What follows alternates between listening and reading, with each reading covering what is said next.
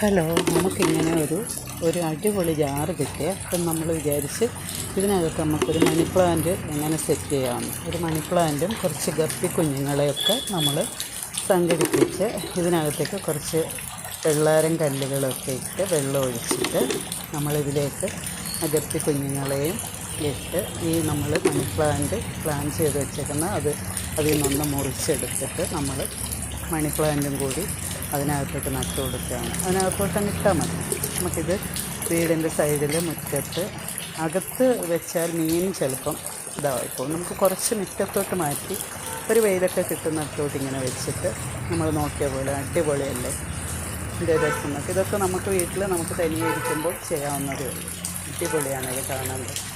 നമുക്ക് കുറച്ച് കപ്പികൾ നമ്മുടെ വീട്ടിലുണ്ടായിരുന്നു, അപ്പോൾ അതിനെയും കൂടെ വെച്ച് നമ്മൾ സെറ്റ് ചെയ്ത് വെച്ചിരിക്കുകയാണ്.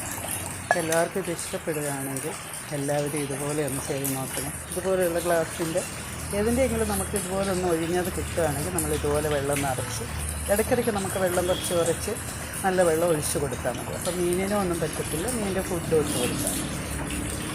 താങ്ക്സ്.